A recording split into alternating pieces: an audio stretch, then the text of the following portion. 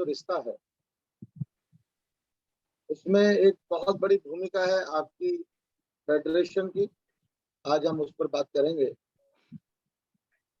क्या संवाद चल रहा है उसकी चर्चा शुरू करूं उससे पूर्व एक परंपरा है एफपीआईटी की, हम शेयरिंग के लिए आपको समय देते हैं। आपको कोई बात ऐसी कहनी हो जो सबके लिए महत्वपूर्ण हो, आप अपना नहीं, ये मुझसे किया। हाँ, वो एक काला पैंट पड़ा था, वो धुला नहीं था। रेज हैंड ऑप्शन यूज कीजिए। राजेश राठौर जी आपको इसमें यही दिखाना है भाई, बोलने के लिए अलाउ करेंगे। राजेश सबको बंद करो। हाँ। राजेश सबको बंद करो।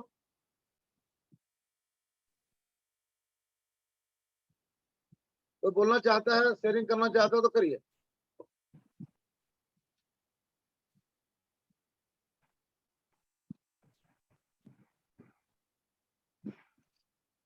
अतुल जैन साहब आ गए हैं। राजेश भैया उनको भी कोस्ट बना दो।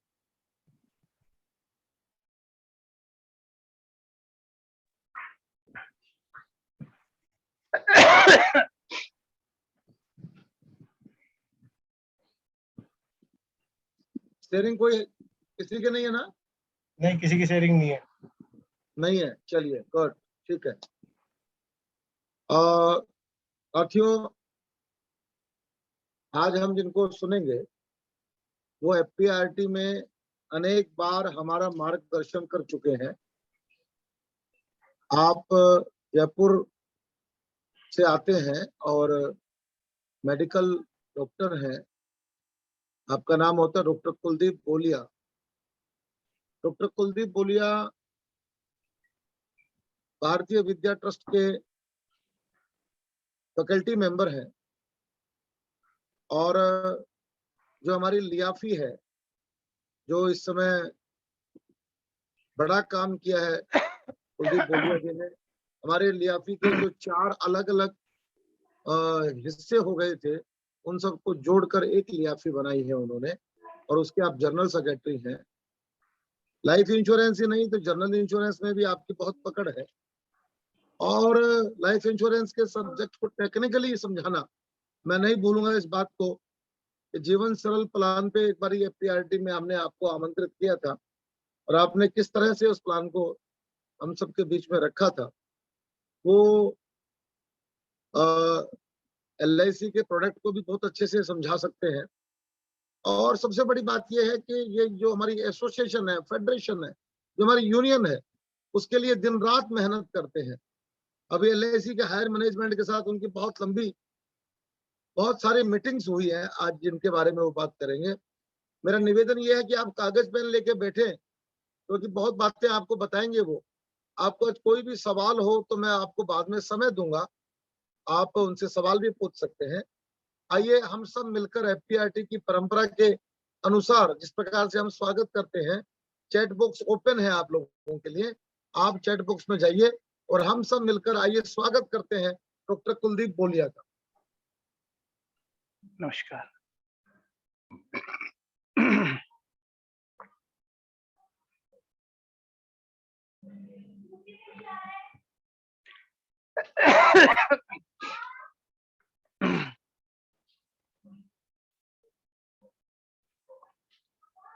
जी सर, विषय शुरू कर सकते हैं डॉक्टर साहब।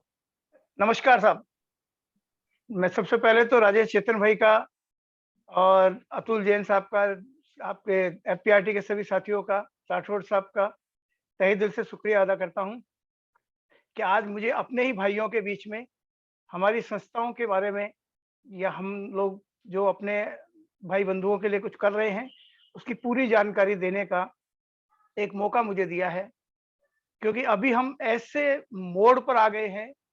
वैसे तो आप सब बहुत पुराने, काफी सीनियर एजेंट्स भी हैं, आपने हर तरह के स्थितियों को LIC में देखा है, लेकिन अब LIC सरकारी से प्राइवेट के मोड़ पर जब जा रही है, ऐसे वक्त में हम लोगों को अपने अस्तित्व को, अपने बेनिफिट्स को बनाए रखने के लिए एक बहुत जरूरी हो गया था। और वैसे भी एक कहावत है, संगे शक्ति कलयुगे। यूं तो हमारे सारे साथी जो एफपीआईटी में जुड़े हुए हैं, सभी बहुत अच्छा बिजनेस कर रहे हैं, बहुत अच्छा काम हो रहा है, उनका बहुत नाम है और दाम भी बहुत अच्छे वो कमा रहे हैं। लेकिन जिस तरह से हालात पिछले काफ़ी अरसे से हमारे अभिकर्ताओं के प्रति खराब होते जा रहे थे, उस सब के पीछे जो मेन कारण था, वो था हम लोगों का आपस में एक ना होना, संगठित ना होना। आप देख रहे होंगे कि काफ़ी अरसे से जितने बेनिफिट्स बढ़ते जा रहे थे, वो अभिकर्ताओं के ना बढ़ कर के और मैनेजमेंट के साथ मिलकर के सिर्फ़ और सिर्फ़ स्टाफ कर्मचारियों के ही बढ़ रहे थे। हम लोगों को कोई फ़ायदा नहीं हो रहा था। काफ़ी समय से हम मैनेजमेंट से अपने अभिकर्ताओं के डिमांड्स को लेकर के मिलते थे। आश्वासन के अलावा हमें कभी कुछ नहीं मिलता था। हर बार जितनी बड़ी मीटिंगें होती है, सब में मैनेजमेंट एक ही बात कहता था, एजेंट हमारी नीम के पत्थर है, एजेंट हमारी बैकबोन है, हम एजेंट्स के पीछे हैं। लेकिन अभी जब आईपीओ आया, आईपीओ के लिए जब एलआईसी ने डीआरएफ प्रेजेंट किया, जो पेपर 600 कुछ पेजों का जो पेपर सबमिट किया, उस पेपर को बारीकी से पढ़ने के बाद हम लोगों को लगा कि आज तक मैनेजमेंट हम लोगों को सिर्फ और सिर्फ मूर्ख बना रहा था। उन्होंने अपने उस पेपर में स्पष्ट डिक्लेयर किया था कि employees are the backbone, employees are the base for development of life insurance corporation of India. अभिकर्ताओं के लिए एक शब्द भी उन्होंने नहीं लिखा, उन्होंने कैजुअल वर्कर्स के रूप में हम लोगों को उसमें इंडिकेट किया था। इसे पढ़ने के बाद हमें लगा कि आज तक मैनेजमेंट सिर्फ और सिर्फ सरकार को खुश करने का काम कर रहा था, हम लोगों को गुमराह करके अपना बिजनेस बढ़ाता था और पीठ अपनी थपथपाते थे गवर्नमेंट के सामने। ऐसे में हम जो संगठन अभी तक कार्य कर रहे थे अपने हितों की लड़ाई के लिए, जिसमें मुख्य रूप से 4 संगठन ऐसे हैं, वैसे तो बहुत सारे संगठन हैं, लोकल लेवल पे भी कुछ पॉलिटिकल संगठन भी आजकल बन गए हैं, लेकिन 4 मुख्य संगठन हैं जिनसे हमारे अभिकर्ता अधिक से अधिक जुड़े हुए हैं, जिनके बारे में जानते हैं। उसमें एक था all India life insurance agent federation of India, जिसका मैं ऑल इंडिया सेक्रेटरी हूँ। एक life insurance agent federation of India, जिसको 1964 के नाम से रजिस्टर्ड कराया हुआ है। एक 2924 2000 के नाम से रजिस्टर्ड है और एक संगठन है जो अब बहुत मजबूती से, बहुत तेजी से अभी बढ़ा है 2008 के बाद। CLIA का जो संगठन है, CWA, CLIA वेलफेयर एसोसिएशन, वो भी अभिकर्ताओं के लिए काफी संघर्षरत था।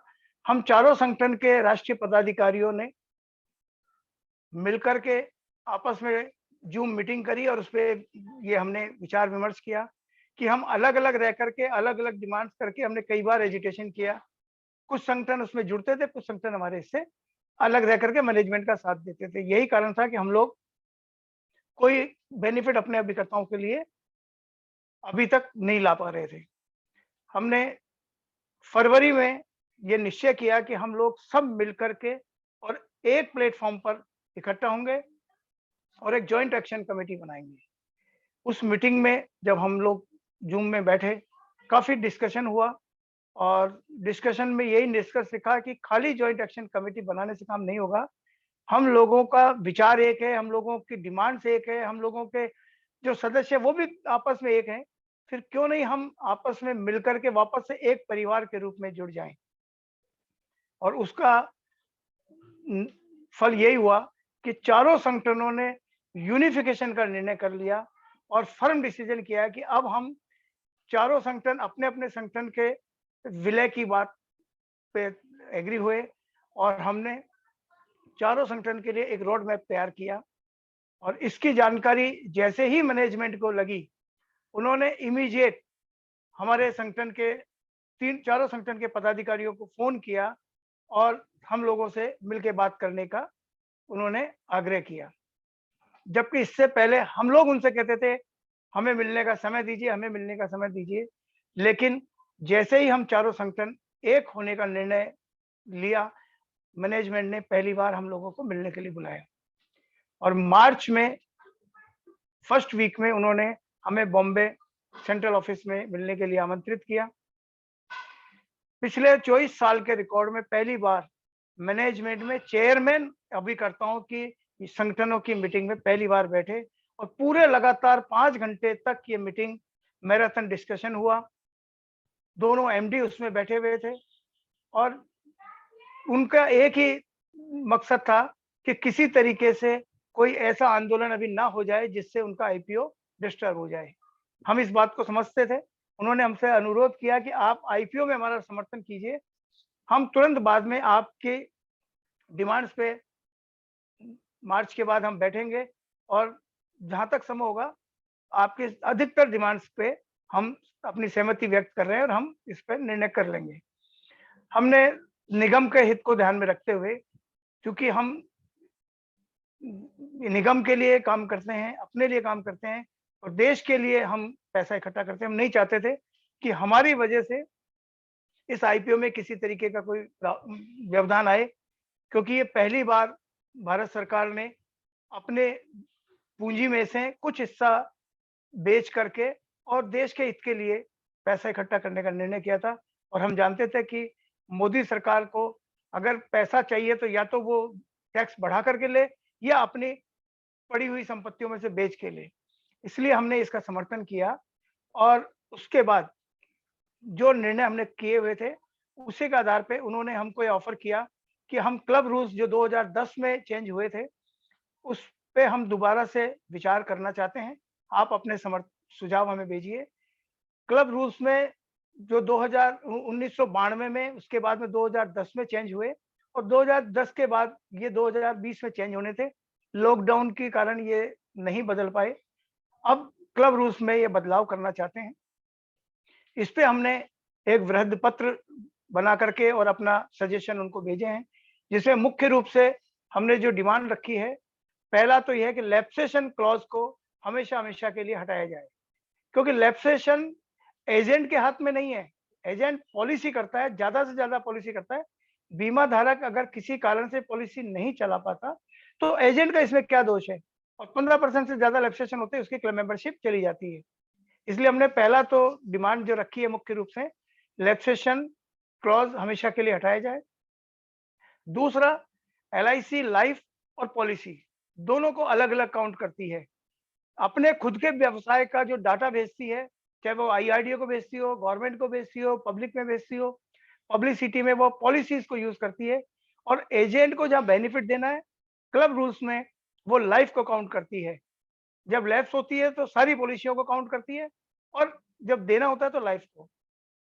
हमने इस बार जो सुझाव दिया है कि आप चेयरमैन क्लब मेंबर के लिए मिनिमम 600 लाइफ के कंडीशन को हटा करके इसको 700 पॉलिसीज की जाए। 700 इनफोर्स पॉलिसी हो तो वो चेयरमैन क्लब मेंबर बन सकता है। उसी रेशियो में हमने बाकी के क्लब्स के लिए भी लाइफ की जगह पॉलिसीज को काउंट करने की बात की है। दूसरा, हमने उनसे कहा है कि आप जो प्रीमियम कैलकुलेट करते हैं, जो कमीशन कैलकुलेट करते हैं, उसमें भी आप रिलैक्सेशन दीजिए। और कमीशन जो है, पहले हम रिन्यूअल और रेगुलर प्रीमियम ज्यादा बिकता था, अब आज के समय में सिंगल प्रीमियम पे एलआईसी का भी जोर है और हमें भी सिंगल प्रीमियम इजी मिलता है लोगों के इन्वेस्टमेंट के लिए, तो हम सिंगल प्रीमियम लाते हैं। इसलिए फर्स्ट ईयर और रिन्यूअल कमीशन में भी रिलैक्सेशन दिया जाए।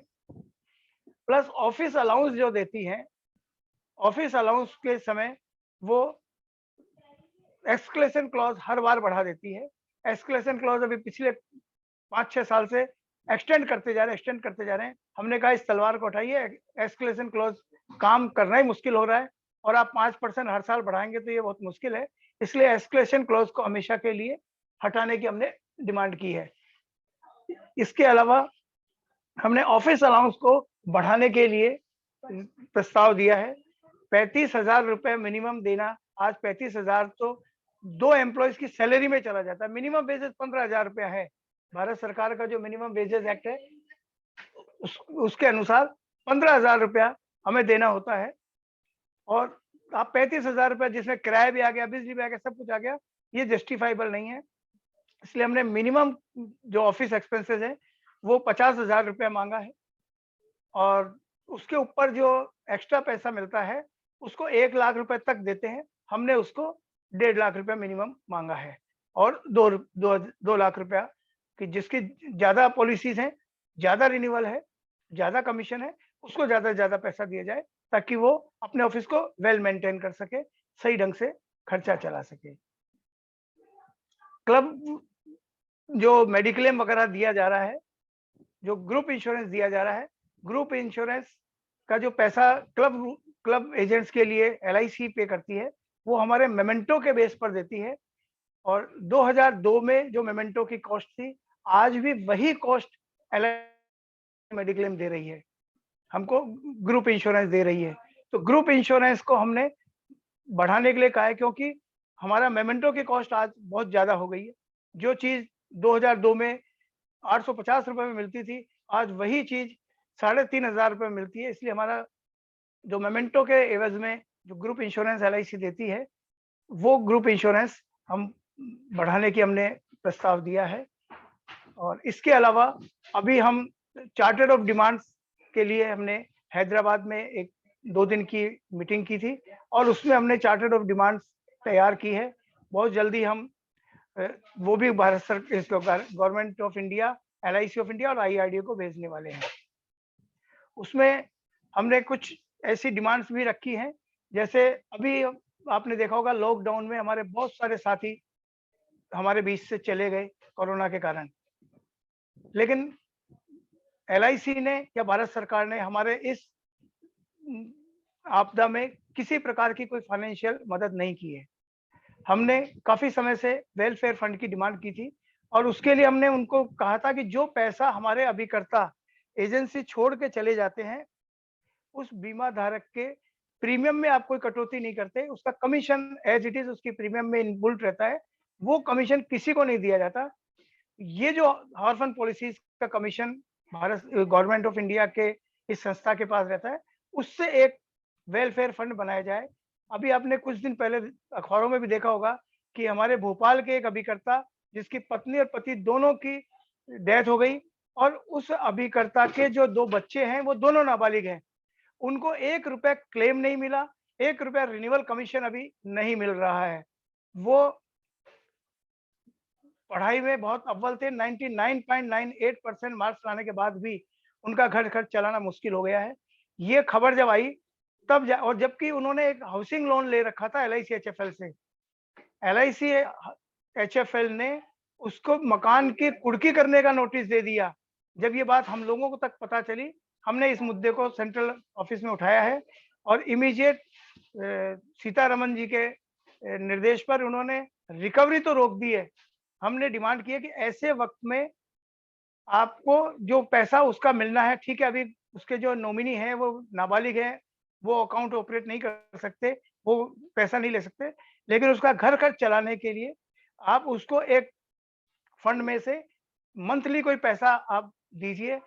वो उस पर लीगल राय ले रहे हैं और जल्दी ही ऐसा होगा।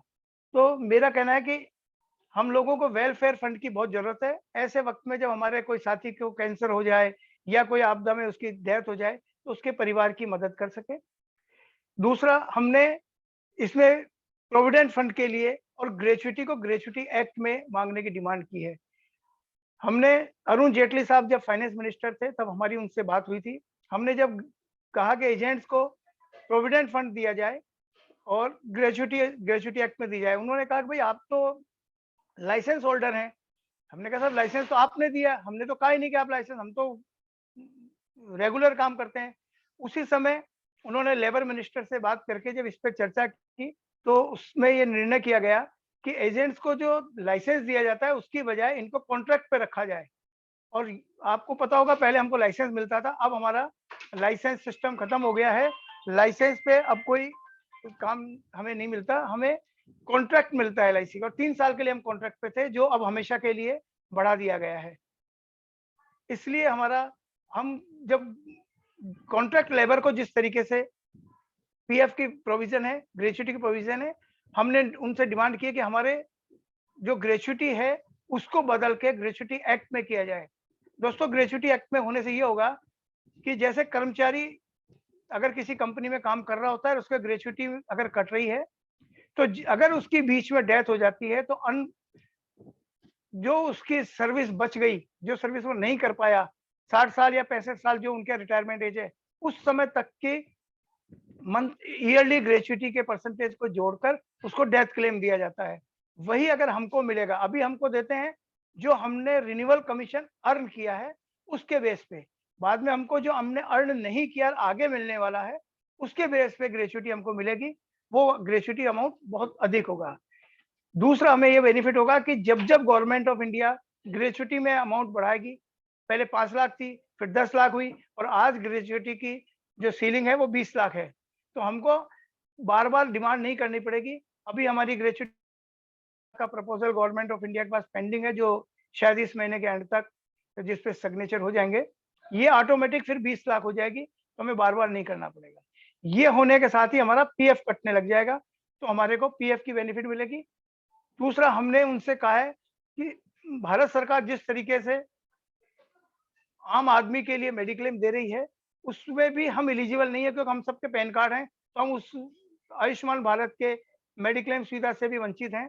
इसलिए हमको आयुष्मान भारत की जो मेडिकल योजना है उसमें हमको दिया जाए, और एलआईसी जो हमारा मेडिक्लेम करती है वो सिर्फ क्लब मेंबर्स का करती है। क्लब मेंबर्स का करने से संख्या बहुत कम है, 2,40,000 क्लब मेंबर है, मेडिक्लेम की प्रीमियम बहुत ज्यादा आती है। हमने उनसे कहा है कि इसको नॉन क्लब मेंबर्स के लिए भी जोड़ा जाए।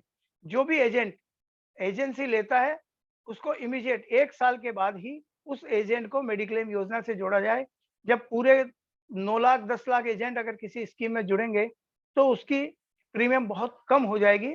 हमने उनसे डिमांड की कि मिनिमम हमारा 5 लाख का मेडिक्लेम किया जाए और टॉपअप 30 लाख का ऑप्शनल रख दिया जाए, जैसे जैसे एजेंट को जो चाहिए, 10 लाख ले, 20 लाख ले, 30 लाख ले, तो हमारी प्रीमियम बहुत कम हो जाएगी।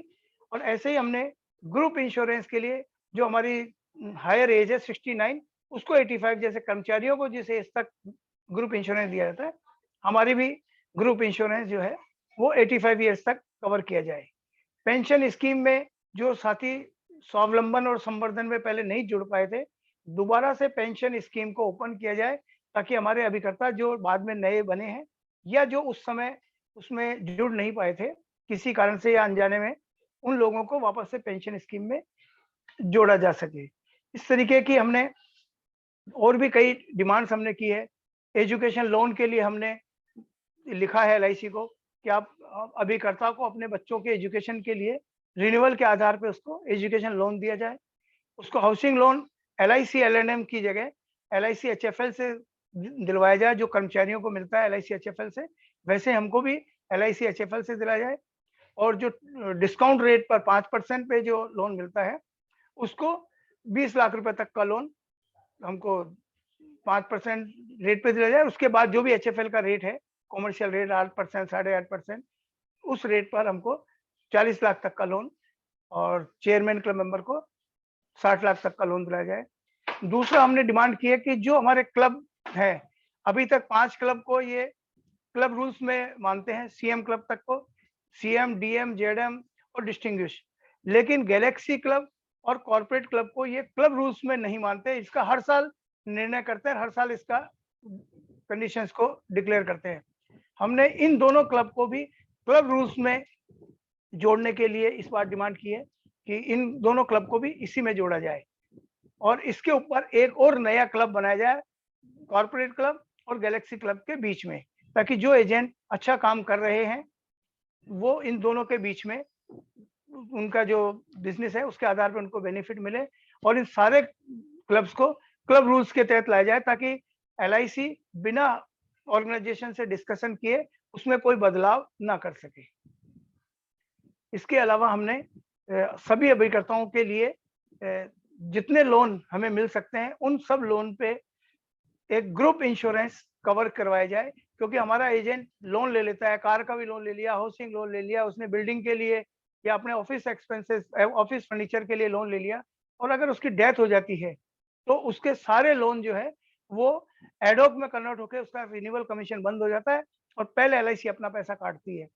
अगर उसका ग्रुप इंश्योरेंस में कवर हो जाएगा तो सारा लोन बहुत नॉमिनल प्रीमियम के बेस पर एलआईसी उसके इंश्योरेंस क्लेम में से उसको पेमेंट कर देगी, और हमारे अभिकर्ताओं को, उसके परिवार को कोई पैसा अपने पास से देना नहीं पड़ेगा और उसकी सर्वाइवल आसान हो जाएगा। इस तरीके से और भी बहुत सारे हमने एजेंट्स के लिए मांगे हैं और हमने सीएलआईए के लिए अलग से डिमांड की है।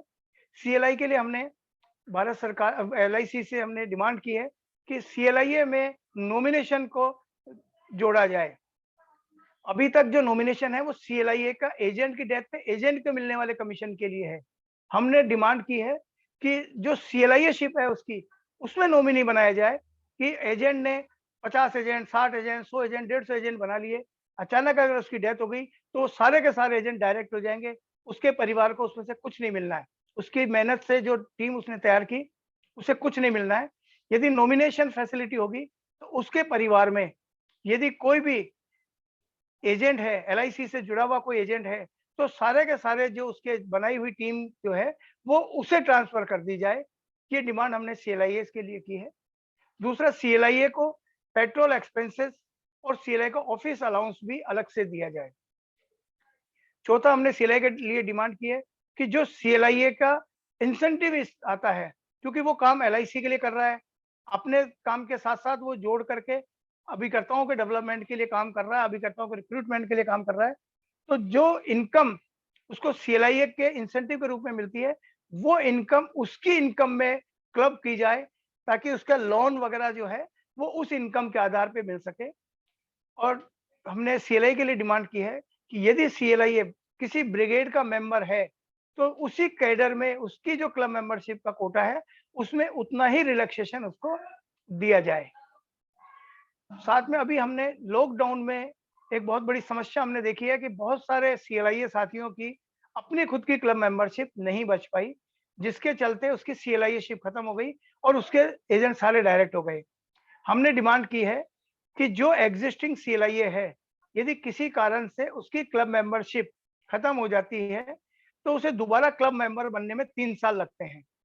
ऐसे में उसको अगले 3 साल तक एक मौका दिया जाए कि वो अपने जो एजेंट्स हैं उनको सर्विस देता रहे और उसकी सीएलआईए शिप किसी भी कंडीशन में ब्रेक ना हो, ताकि जो उसने टीम तैयार की है उस टीम को वो सर्विस दे सके। क्योंकि उसकी क्लब मेंबरशिप खत्म हुई है तो खाली इसलिए कि उसने अपने बजाय अपने एजेंटों के डेवलपमेंट में ध्यान दिया। इसलिए हमने ये डिमांड की है कि अगर किसी एजेंट की क्लब मेंबरशिप बीच में जाती है तो अगले 3 साल तक उसको दोबारा से क्लब मेंबर बनने तक उसकी सीएलआईशिप जारी रखी जाए। साथ ही जो नया क्लब सीएलआईए बनता है उसको पहले वर्ष में कोई भी एजेंट ना हो तो भी उसकी सीएलआईशिप रहे, एक एजेंट बनते ही उसकी सीएलआईशिप रहे और उसका इंसेंटिव पूरा मेंटरशिप सहित उसको पूरा पैसा मिले और 3 साल में जाकर के उसे मिनिमम 5 एजेंट बनाने की जो कंडीशन है वो फुलफिल करनी पड़े। दूसरा, सीएलआईए के लिए जो एस्केलेशन क्लॉज इन्होंने लागू किया हुआ है। आप देखिए, जब 2008 में और 2000 जब सीएलआई शिप आई थी और 2010 में जब ब्रिगेड शिप बनी, उस समय जो बिजनेस था आज वो 20% बिजनेस बढ़ गया। एलआईसी का बिजनेस पहले जितना भी नहीं बढ़ पा रहा और सीएलआईए को अपना टारगेट जो है वो 20% बढ़ाना पड़ता है। इसलिए हमने सीएलआईए में से एस्केलेशन क्लॉज को हमेशा के लिए रिमूव करने की डिमांड की है और साथ में उसका जो इंसेंटिव है ब्रिगेड शिप के हिसाब से जो उसको इंसेंटिव एक्स्ट्रा मिलता है, डायमंड क्लब और डायमंड ब्रिगेड शिप और उसके अलावा जो प्लेटिनम ब्रिगेड शिप है, उन दोनों में बिजनेस में डबल का अंतर है, जबकि इंसेंटिव में सिर्फ 2% एक्स्ट्रा है। हमने उसे भी बढ़ा करके 12 की जगह 15% प्लेटिनम ब्रिगेड मेंबर को इंसेंटिव देने की डिमांड की है। उसके अलावा हमने उनके लिए डिमांड की है कि सीएलआईए को अपना ऑफिस रन करने के लिए ऑफिस एक्सपेंसेस भी दिए जाएं। इसी प्रकार हमने पॉलिसी होल्डर्स के लिए डिमांड की है कि बोनस रेट पिछले हमने 10 साल के आंकड़े दिए हैं, इसके साथ में काफी हमने इसमें मेहनत की है, पूरे आंकड़े हमने तैयार किए हैं कि एलआईसी जो है वो एजेंट्स को पिछले 10 साल के अंदर जो कमीशन दिया है उसकी परसेंटेज कम हुई है, जबकि एम्प्लॉइज के लिए जो सैलरी पे जो खर्च हो रहा है प्लस जो उनके मार्केटिंग एक्सपेंसेस में जो खर्च हो रहा है वो पैसा बढ़ा है। मार्केटिंग में एलआईसी के एजेंट्स के कमीशन नहीं है, मार्केटिंग में सबसे ज्यादा खर्चा बढ़ा है, वो ऑफिसर्स को इंसेंटिव देने में बढ़ा है। हमने पूरे आंकड़े दिए हैं कि एक एजेंट एक पॉलिसी लेकर के आता है, उसे 35% कमीशन के अलावा आधा परसेंट से 1% तक का इंसेंटिव मिलता है उस एक पॉलिसी के ऊपर। लेकिन उसी एक पॉलिसी पे एबीएम, बीएम, एसबीएम और अगर किसी ब्रांच में सीएम है तो chief manager, manager sales, marketing manager और एसडीएम तक को इंसेंटिव मिलता है। जबकि पॉलिसी उनमें से किसी ने भी नहीं करी है, पॉलिसी एजेंट ने की है, उसको मिलता आधा से 0.5% या ज्यादा से ज्यादा 1%। अलग अलग इंसेंटिव और अलग अलग जो कंपटीशन आते हैं उनको जोड़कर, जबकि उसी में कंपटीशन के प्राइसेस इन सब लोगों में डिस्ट्रीब्यूट होते हैं। तो मार्केटिंग एक्सपेंसेस तो ये अपने इनके कारण से बढ़े हैं और हमारा कमीशन इन्होंने रेट नहीं बढ़ाई, और उसी के कारण जो खर्चे बढ़ गए तो बोनस नहीं बढ़ रहा है। भारत सरकार को 5% जो ये अपना प्रॉफिट शेयरिंग देते हैं वो हर साल 17 से 18% बढ़ा है, जबकि बोनस पॉलिसी होल्डर को जो 95% अमाउंट जा रहा है उसके बाद भी 1 रुपया बोनस नहीं बढ़ा। जबकि पिछले 10 साल में बोनस रेट काफी कम हुए, 70 रुपए बोनस प्रति हजार से गिरते गिरते अभी 44 रुपए और 46 रुपए प्रति हजार का बोनस हो गया है। हमने उनसे डिमांड की है कि ये सारा इंटरनली कहीं ना कोई बहुत बड़ा गड़बड़ हो रही है, इसकी एलआईसी की ऑडिट जो है वो सीएजी से कराई जाए, चीफ ऑडिटर ऑफ इंडिया से इसकी जांच कराई जाए। ऑडिट हमारी आउटर एजेंसी से अगर होगी तो सारी गलतियों को पता चल जाएगा, अंदर कितने गफले हो रहे हैं। हमने बहुत सारे पॉइंट्स उसमें रखे हैं जो मैं यहाँ पब्लिकली डिस्कस नहीं करना चाहता, लेकिन हम मैनेजमेंट के साथ बात करेंगे। और 16 तारीख, अभी 18 तारीख को 18 मई को हमारी जो डॉक्टर भागवत कराड़ हैं, फाइनेंस मिनिस्टर हैं, जो इंश्योरेंस के इंडिपेंडेंट इंचार्ज हैं, उनके साथ हमारी मुलाकात हुई।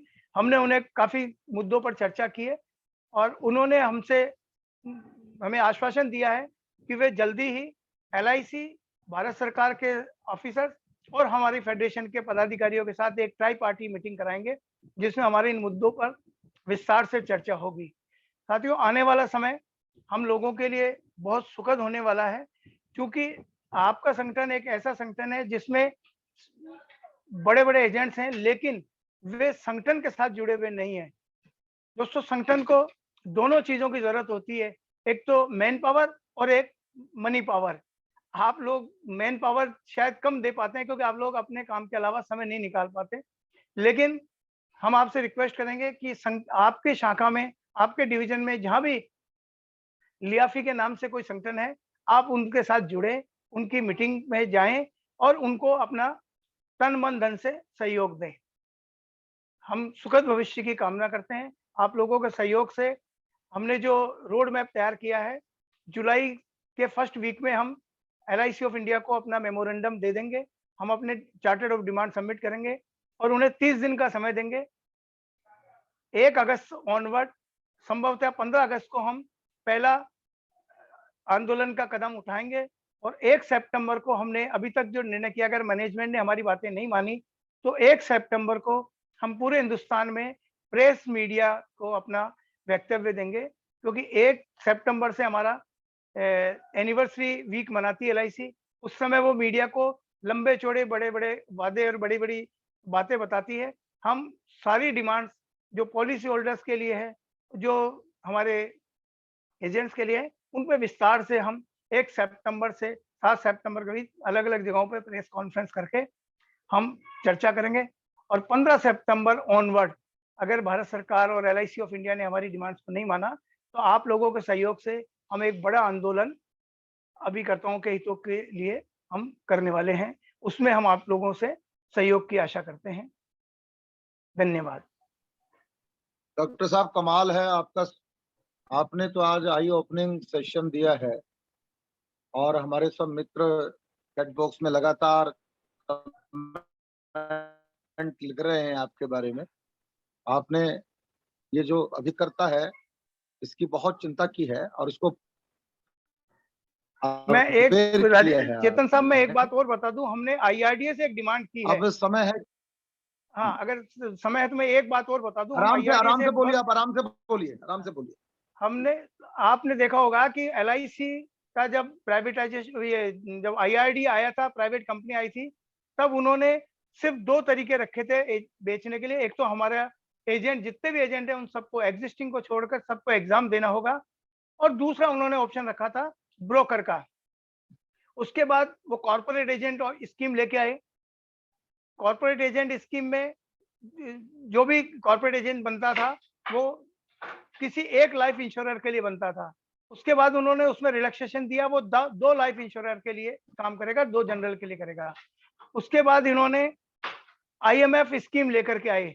आईएमएफ का मतलब है इंश्योरेंस मार्केटिंग फर्म, और वो आजकल काफी पॉपुलर हो रही है, क्योंकि आईएमएफ जो भी फर्म बनेगी वो 2 लाइफ, 2 हेल्थ और 2 जनरल के लिए काम कर सकती है। इसी प्रकार उसके बाद उन्होंने पीओएसपी लेकर के आए, पॉइंट ऑफ सेल्स पर्सन। इसमें इन्होंने बहुत ही डाइल्यूट कर दिया। हमारी डिमांड है कि इंश्योरेंस प्रोफेशन को एक प्रोफेशन के रूप में अडॉप्ट किया जाए। इसमें पढ़े लिखे और वेल एजुकेटेड लोग होने चाहिए, लेकिन इन्होंने नॉन मैट्रिक को इंश्योरेंस एजेंसी देने के लिए पीओएसपी लेकर के आ गए।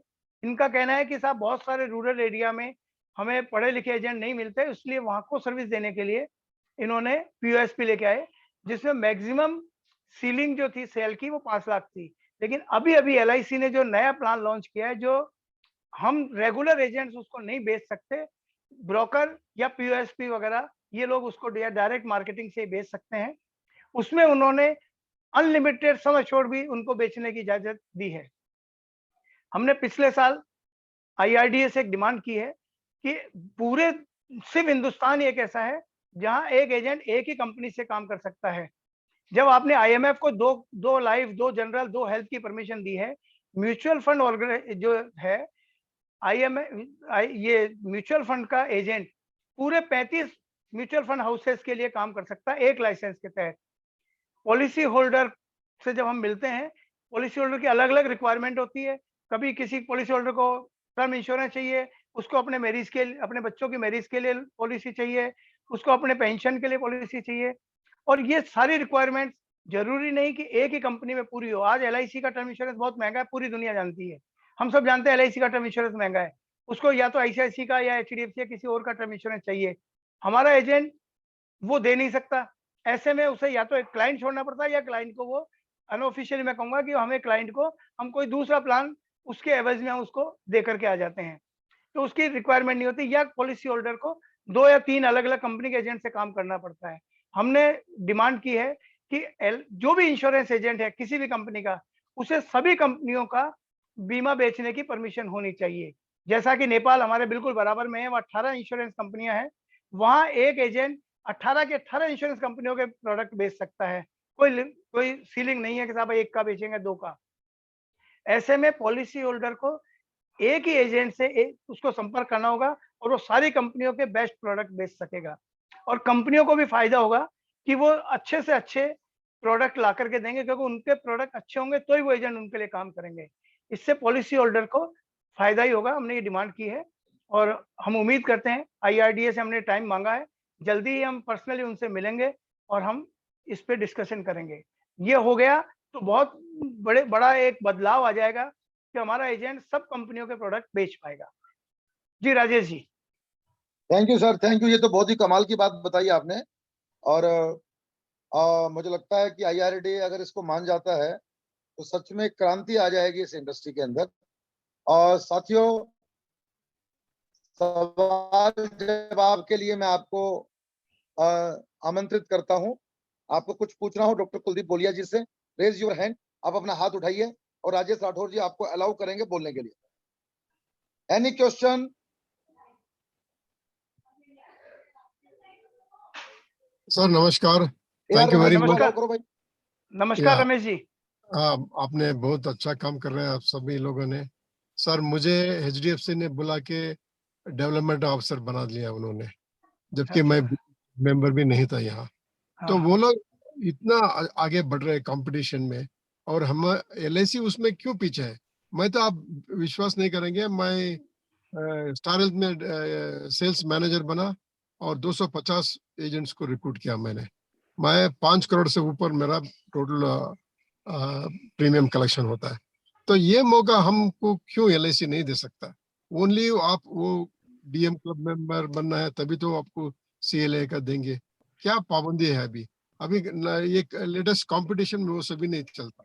अगर मुझे मौका दिया जाए, अगर मेरा एजुकेशन क्वालिफिकेशन हो, मुझे मौका दिया जाए, मेरे कस्टमर्स को मैं LIC एजेंट बना सकता हूँ।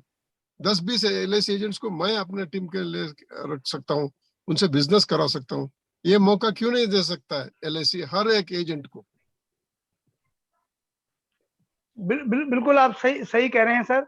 और यही कारण मैंने अभी जब आपको बताया था कि LIC ने अपने ही स्टाफ को फायदा पहुंचाने का काम किया है।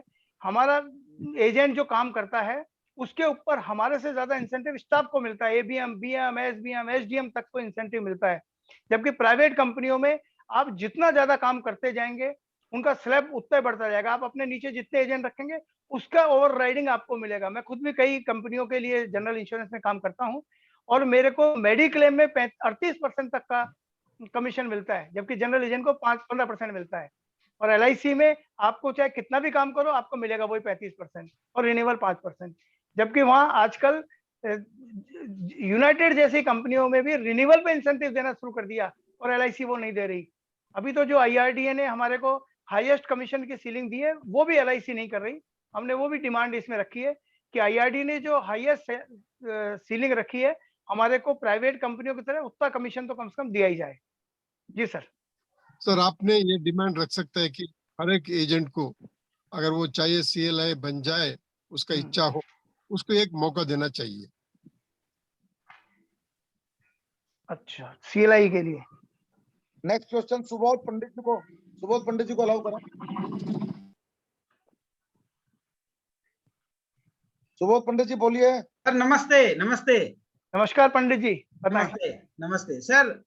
मुझे आज से 2 साल पहले अपॉर्चुनिटी मिला था CLI के लिए। एक मीटिंग में उन्होंने बुलाए थे, तो मैंने एक क्वेश्चन किया कि सर ठीक है मैं पैन इंडिया काम करना चाहता हूँ। बोला ये तो नहीं होगा, सिर्फ तुम अपना डिवीजन में ही कर सकते हो, रिक्रूट कर सकते हो, बिजनेस दे सकते हो। हम बोले ऑलरेडी मैं डिवीजन में तो कर रहा हूँ, मैं तो ऑलरेडी मेरा एजेंसी है, फिर डिवीजन में मैं कैसे करूंगा। बोला नहीं अभी तो ये नहीं है। तो थैंक यू डॉक्टर कुलदीप साहब, मुझे मौका मिला। इसको पैन इंडिया पे भी बात किया जाए, क्योंकि क्या होता है ना, फिर लिमिटेशन किस बात की। हमारे कोड में होगा बिजनेस कहीं से भी हो, हम कहीं के एजेंट को मतलब किसी को मैं रिक्रूट कर सकता हूँ। अगर ये फ्रीडम नहीं है तो फिर हम कैसे अपने आप को एक्सपेंड कर पाएंगे। फिर CLI लेने का मतलब क्या है। मैंने बोला उनको, जगन्नाथ सर से परिचय भी था। बोला नहीं पंडित ये तो नहीं है। हम बोले सर इस पर आप भी गौर कीजिए। मैंने उनको भी ये सजेशन दिया था। तो ये मेरा अच्छा अपॉर्चुनिटी मिला। Thank you for reaching to you place sir. Sir please keep this word sir. Pandit ji आपके सुझाव को LIC ने माना, पर अरे उन्होंने वो आदत है, उन्होंने कंडीशनें डाल दी। अगर आपके पास 50 एजेंट से ज्यादा हैं तो आप अपने जोन में कहीं भी एजेंसी दे सकते हैं, और 100 एजेंट से ज्यादा हैं तो आप पूरे इंडिया में कहीं भी एजेंसी दे सकते हैं। ये अभी इन्होंने लागू कर दिया है। वाह वाह वाह, thank you sir, thank you very much. सुझाव आपका था, लागू उन्होंने किया, लेकिन उन्होंने अपने बेनिफिट उसमें जोड़ लिए। वो तो खैर रहेगा ही ना हाँ, सर। तो हाँ, लेकिन फिर भी बहुत जल्दी और बदलाव आएंगे। अभी इसमें हम कोशिश कर रहे हैं, और CWA इसके लिए बहुत तेजी से काम कर रहा है। अभी बीकानेर में 16 और 17 जुलाई को नॉर्थ जोन के जोनल मैनेजर उनकी जनरल बॉडी मीटिंग में आ रहे हैं, और CWA बहुत तेजी से काम कर रहा है और बहुत संगठित संगठन है जो अब हमारे साथ मर्जर में शामिल है। सर इससे मुझे एक सुझाव अच्छा लगा कि जैसे मान लीजिए मुझे 22 साल का एक्सपीरियंस है। आज अगर हम किसी के लाइफ में कंट्रीब्यूट करना चाहते हैं और मुझे वो प्लेटफॉर्म नहीं अवेलेबल है, तो मेरे लिए तो फिर तो चैलेंज हो गया ना, वो तो फिर मेरे लिए बैरियर हो गया। तो इसीलिए मेरा ये विचार था कि अगर पैन इंडिया का ऑप्शन हो तो जहां भी जो इंटरेस्टेड रहेगा I can enroll then, I can hold the hand and expand our experience. Thank you sir, thank you very much. Actually Pandit ji हमारी जो डिमांड थी वो सीनियर एजेंसी सिस्टम की थी। वर्षों से हम यही डिमांड कर रहे थे, जिस तरीके से एक एडवोकेट, सीनियर एडवोकेट अपने नीचे जूनियर एडवोकेट्स को ट्रेंड करता है और उनको तैयार करता है जी लेकिन इन्होंने हमारी उस डिमांड को बदल करके दूसरे तरीके से CLI के रूप में रखा। और जबकि हमने जो डिमांड रखी थी उसमें कोई क्लब मेंबरशिप वाला काम नहीं था। जैसा आज राजेश चेतन जी हैं, इतना एक्सपीरियंस है, इतने बड़े फील्ड में काम करते हैं, इनके अंडर में जो एजेंट ट्रेंड होगा वो बहुत कुछ अच्छा काम कर सकता है।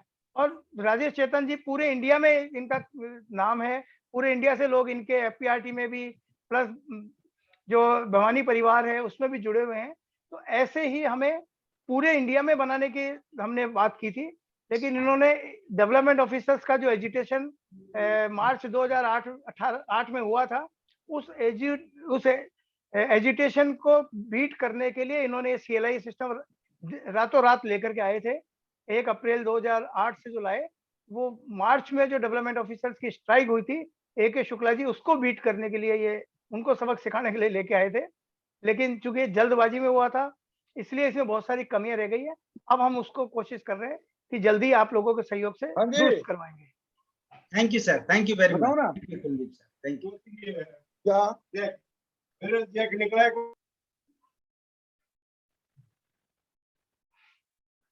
मेरे मोबाइल नंबर में इसमें लिख देता हूं चैट में।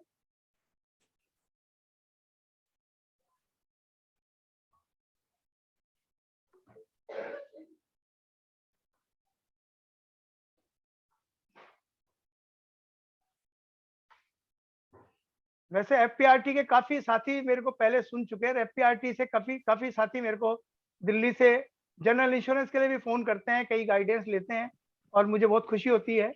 और मैं उन्हें वहीं के किसी ब्रोकर का या किसी ब्रांच का उनको एड्रेस देता हूँ और वो वहां से काम अपना शुरू करते हैं। लाइफ इंश्योरेंस के साथ साथ जनरल इंश्योरेंस का काम हमें जरूर करना चाहिए, ताकि हमारा कस्टमर हमसे जुड़ा रह सके। वरना लाइफ का करेंगे, जनरल कोई और करेगा तो वो लाइफ भी ले जाएगा। इसलिए आप लोग लाइफ के साथ जनरल और हेल्थ अवश्य अपना काम कीजिए। जी सर। यस, जय हिंद, नमस्कार आप सभी मित्रों को। और स्पेसिफिकली बहुत बढ़िया काम कर रहे हैं डॉक्टर कुलदीप साहब और राजेश चेतन जी, अतुल साहब, एंटायर एपीआरटी टीम को। मेरा क्वेश्चन ये था कि जो आपने गैलेक्सी और कॉर्पोरेट क्लब को भी उसमें क्लब मेंबरशिप एक्ट के अंदर में क्लब रूल्स में लाने के लिए बात की। आपको क्या लगता नहीं है कि जो उनका एफर्ट्स है तो उनको थोड़ा सा प्रीमियम बेनिफिट मिलना चाहिए और उसको थोड़ा, तो कि क्या है कि एक लक्ष्य नहीं रहेगा तो हम नीचे से ऊपर जाने के लिए प्रयत्नशील नहीं रहेंगे कभी, या फिर उसको भी कुछ और प्लैटिनम कैटेगरी भी अलग से लॉन्च करे। लेकिन सुपर प्लैटिनम भी कर दिया इन्होंने, अभी इन्होंने सुपर प्लैटिनम भी कर दिया, उसको एक्स्ट्रा इंसेंटिव दे रहे हैं और फिर उसको एक्स्ट्रा बेनिफिट भी दे रहे हैं।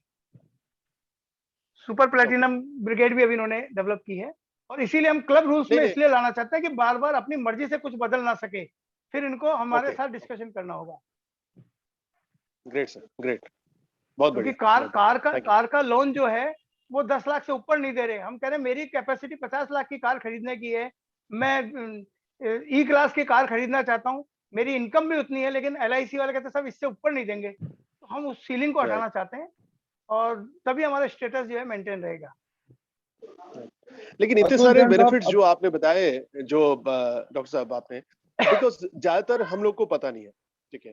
इन दैट केस क्या है कि कैसे अपने सहकर्मी को, अपने भी फ्रेंड्स को हम इसमें जो है कि इन्वॉल्व कर सके, और इतने बड़ी दैट आप एफर्ट्स डाल रहे हैं, आप सभी लोग मिल करके हमारे बेनिफिट के लिए अपना कीमती समय निकाल करके इतना अच्छा काम करने के बावजूद भी आप इतना जो एफर्ट्स दे रहे हैं, उसको कैसे करें? मतलब क्या है कि अपने सहकर्मी को, अपने डेवलपमेंट ऑफिसर के जो कार्यकर्ता है या अपने ब्रांच के कार्यकर्ता है, उनको भी इसमें कैसे इन्वॉल्व करें कि जिस तरह से ऑर्गेनाइजेशन इतनी ग्रेट एफर्ट ले रही है हमारे बेनिफिट के लिए, तो क्या है कि थोड़ा सा अपना भी थोड़ा सा एक्टिव इन्वॉल्वमेंट हम कर सके, इसमें थोड़ा जोर दें प्लीज। देखिए, मंथली मीटिंग का सर्कुलर हम लोगों ने निकलवाया हुआ है, लेकिन होता यह है कि अधिकतर अभिकर्ता ब्रांच में जाते ही नहीं है, और ब्रांच में नहीं जाते इसलिए मंथली मीटिंग नहीं होती। उसका बजट आता है, बजट खाते हैं, ये लोग खत्म कर देते हैं। ऑफिशियली ये हर महीने एक मीटिंग ब्रांच मैनेजर को करनी है, और उस मीटिंग की मिनट्स उनको बना करके डिवीजन ऑफिस को भेजनी होती है, और अगले महीने जो मीटिंग होगी उसमें पिछली मीटिंग में जो निर्णय किए थे उनका रिव्यू करते हैं। लेकिन हमारा अभिकर्ता जाता नहीं है, इसलिए वो जागरूक नहीं हो पाता और बेनिफिट नहीं ले पाता। अधिकतर ऑफिसों में ऑफिस के लिए एजेंट्स के बैठने के लिए चैम्बर नहीं है, जगह नहीं है, जबकि सर्कुलर है कि हर ब्रांच में एजेंट्स के बैठने के लिए और CLI के लिए अलग से कॉर्नर होगा, अलग से टेबल कुर्सी होगी। लेकिन अधिकतर एजेंट, क्योंकि आपके ग्रुप में तो खैर बड़े बड़े एजेंट हैं इसलिए वो जुड़े हुए हैं, लेकिन फिर भी हमें संगठन के पास तो जाना ही जाना चाहिए, संगठन में मिलना चाहिए, ताकि क्या कर रहे हैं संगठन वाले वो आपको लियाफी की, चाहे किसी भी संगठन की मीटिंग हो क्योंकि नवंबर के बाद तो हम सब एक ही हो जाएंगे। तो इसलिए आप लोगों को लियाफी के बैनर तले कोई मीटिंग हो तो उसमें जरूर जाना चाहिए। जी सर। देशराज जी, आप कुछ पूछना चाहते हैं? देशराज जी। अतुल जैन, पहले अतुल जैन। अतुल जैन साहब आप। हाँ नमस्कार सर। हाँ बहुत नमस्कार अच्छा जी। सेशन था आपका और आपने बहुत सारी अच्छी इन्फॉर्मेशन दी। मेरा ये आपसे बस ये क्योंकि आप बहुत अच्छे से काम कर रहे हैं तो मेरा आपसे रिक्वेस्ट है कि जो हमारा ये एजेंट की रिक्रूटमेंट है ना, उसकी जो क्राइटेरिया है वो 10th पास है और एक एग्जाम है जो काफी इजी एग्जाम है, कोई बहुत मुश्किल एग्जाम नहीं है। तो उसका कुछ ऐसा क्राइटेरिया क्योंकि जिस एजेंसी को लेने में बहुत मेहनत नहीं करनी पड़ती ना, तो उसकी वैल्यू रहती नहीं है। अब यदि चार्टर्ड अकाउंटेंट बनना है तो आपको पता है 100 में से 2 बच्चे चार्टर्ड अकाउंटेंट बनते हैं, तो उनकी चार्टर्ड अकाउंटेंट की आज भी वैल्यू अवेलेबल है। क्यों हम इतने सारे हमने 12 लाख 14 लाख एडवाइजर इकट्ठे कर दिए और अब उसके बाद हम उनके हितों की भी बात करने की बात कर रहे हैं। लेकिन यदि हम अपने ऑफिस में कोई स्टाफ रखते हैं और वो परफॉर्म नहीं करता, हम उसको निकाल देते हैं ना, बाहर कर देते हैं। तो LIC उन एजेंट्स को क्यों बेनिफिट्स देगी जब उन्होंने कुछ करना ही नहीं है? तो थोड़ा सा हमें अपनी इस लियाफी के थ्रू हमें कुछ ऐसी गाइडलाइन सेट करनी चाहिए कि जब एजेंसी मिले उसमें एजेंसी के अंदर उतने थोड़ा सा इतना आसान एजेंसी ना मिले। जिस तरीके से आज एजेंसी मिल रही है, इस तरीके से एजेंसी मिलने के बाद एजेंट को जब आसानी से चीज मिल जाती है तो वो सोचता है ये काम भी आसान है, और काम ये बहुत ज्यादा टफ है। जब उसको काम करना पड़ता है तो उसको लगता है यार उसको तो धुएं निकल जाते हैं, तब उसको लगता है यार ये मैं कहाँ फंस गया, फिर उसको कमियां दिखनी शुरू हो जाती है, फिर वो नेगेटिविटी में जाता है।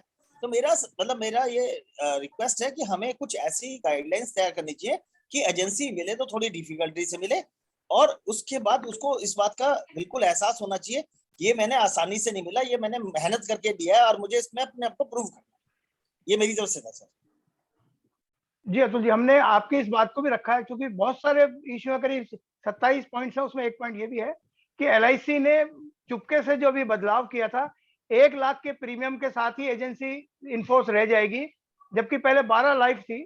उसको जो इन्होंने कम किया उसका हमने विरोध किया है।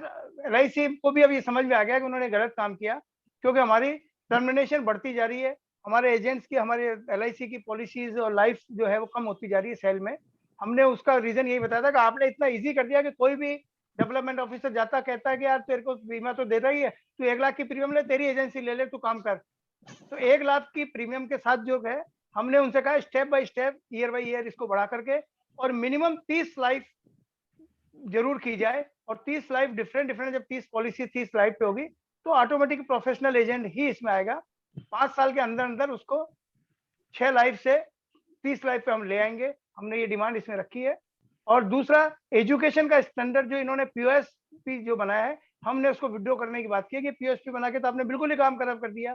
कोई भी किरायानामा गांव का लगा देता है और 10वीं पास भी है, उसकी बीवी है, 8वीं पास भी है, उसके नाम से एजेंसी लेके डमी काम कर रहे हैं लोग। चाय की थड़ी वाले को भी इन्होंने एजेंसियां देना शुरू कर दिया गाँव में, जिससे हमारा मार्केट खराब हो रहा है, हमारी रेपुटेशन पूरे ऑर्गेनाइजेशन की खराब हो रही है। हमने POSP को बंद करने की बात की है इनसे। और दूसरा, हमने एक बहुत बड़ी डिमांड ये भी रखी है जो भी मैं बताना भूल गया। अधिकतर स्टेट्स में जैसे महाराष्ट्र हुआ और जगह गुजरात वगैरह में प्रोफेशनल टैक्स LIC एजेंटों पे भी काटा जा रहा है। हमने उनसे कहा है कि आप, हम टैक्स कटाने को तैयार हैं, लेकिन हमारे इस प्रोफेशन को प्रोफेशनल कैडर में माना जाए। उससे क्या होगा कि जैसे बार काउंसिल है, बार एसोसिएशन है, चार्टर्ड अकाउंटेंट्स का जो ऑर्गेनाइजेशन है, उस तरीके से आप हमको रिकॉग्नाइज कीजिए, फिर हम निर्णय करेंगे कि हमारे लिए क्या होगा, कैसे ट्रेनिंग होगी, कैसे हमारा मेंबर बनेगा। और उसके बिना कोई भी आदमी इंश्योरेंस का सेल नहीं कर सकता। अधिकतर कंट्रीज में प्रोफेशनल है ये जो काम है इंश्योरेंस का, वो प्रोफेशनल के रूप में देखा जाता है। हमारे यहाँ आयराम गैराम का काम हो रहा है, इसलिए हमने इस पे कहा है कि या तो आप हमारा प्रोफेशनल टैक्स बंद करो या आप हमको प्रोफेशनल कैडर दे दो, तो उससे हमारा रिकॉग्निशन होगा और हमारा ऑर्गेनाइजेशन अपने रूल्स रेगुलेशन खुद बना पाएगा। जी सर। देशराज जी क्वेश्चन कर रहे हैं।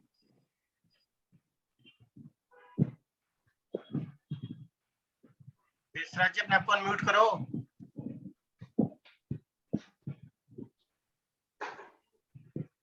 दीप मंगला। सभी को नमस्कार। नमस्कार मंगला जी। कैसे सर? मैं को छोटा सा सवाल पूछना था। जो एक रिबेट वाला बहुत बड़ा मुद्दा रहता है कि व्यक्ति जाता है और वेट देके पे कर आ जाता है, तो उसके ऊपर कोई एक्शन होना चाहिए। वो जैसे हमारा प्रोफेशनल ऑर्गेनाइजेशन बन जाएगा, प्रोफेशनल कैडर मिलते ही ये सारा उस पे हम एक्शन लेना शुरू कर देंगे। वैसे तो इस पे नियम है कि अगर ये प्रूव हो जाए कि आपने रिबेट दी है तो 10 लाख रुपए की पेनल्टी है LIC एजेंट पे। 2 मिनट। लेकिन जो पॉलिसी होल्डर प्रोटेक्शन एक्ट का सेक्शन 41 है, उसमें रिबेट देने पे पहले 500 रुपए पेनल्टी थी, अब वो 10 लाख रुपए है। एक आध एजेंट का आप साबित करवा दीजिए कि उसने प्रीमियम कम लिया था, रसीद ज्यादा की गई, पॉलिसी होल्डर ने चेक नहीं दिया, एक आध केस में फंसवा दीजिए, ऑटोमेटिक सारे लोग एक कमीशन देना भूल जाएंगे। 10 लाख की पेनल्टी है। और सर एक थोड़ा ट्रेनिंग शेड्यूल को, जो हमारा ट्रेनिंग शेड्यूल है LIC का ट्रेनिंग शेड्यूल बहुत बेकार है कंपेयर टू कोई प्राइवेट कंपनी कहीं से भी कराया जाए, तो एक ट्रेनिंग शेड्यूल को थोड़ा दुरुस्त किया जाए। वो भी हमने रखा है कि आप ट्रेनिंग के लिए आउटसाइड एजेंसीज को हायर कीजिए। आप रिटायर जो हमारे ब्रांच मैनेजर कामचोर हैं, जो कुछ करना नहीं चाहते, शहर छोड़ना नहीं चाहते, उनको ATC DTC में STC में उनको ट्रांसफर कर देते हैं और वही पढ़ाते हैं। जिन्होंने जिंदगी भर कभी खुद बीमा नहीं बेचा, खाली गप्पे मारे हैं, वो हमें क्या ट्रेनिंग देंगे। इसलिए MDC गुड़गांव जैसे ऑर्गेनाइजेशंस के जो प्रोफेसर्स हैं, या जैसे FPRT में जो बड़े बड़े प्रोफेशनल्स आते हैं, ऐसे लोगों को हायर करके हमारे एजेंट्स को ट्रेनिंग दिलाई जाए। बिल्कुल सर। ट्रेनिंग के लिए ये सिर्फ सैटरडे या वर्किंग डे रखते हैं। हमने कहा जब आप या तो काम ही उनसे करा रहे हो, कहते हो कि साहब हमें तो उसी को एजेंट को ट्रेनिंग देनी है, और आप ट्रेनिंग रखते हो ऑफिस आवर्स में, आप उसको सैटरडे संडे को और प्रोफेशनल ट्रेनिंग दीजिए। हमने प्रोफेशनल ट्रेनिंग की डिमांड की है, वो हमने इसमें रखा। हमारे चार्टर्ड ऑफ डिमांड, ये भी एक बहुत अच्छा मुद्दा हमने रखा हुआ है। सर बहुत बहुत धन्यवाद। अब समय नहीं है आगे बात बढ़ाने का, 9 बज रहे हैं। बहुत धन्यवाद डॉक्टर साहब, आपने तो आज सबकी बैटरी चार्ज कर दी है और बहुत सारी बातें आज आपने बताई है। मैं सबसे प्रार्थना करूंगा कि सर ये श्रीवास्तव जी कुछ पूछना चाहते हैं।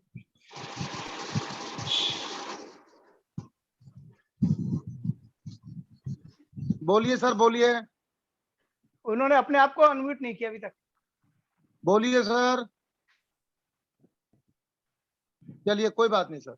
हेलो, अनम्यूट नहीं कर पाए। हेलो, हाँ बोलिए श्रीवास्तव जी।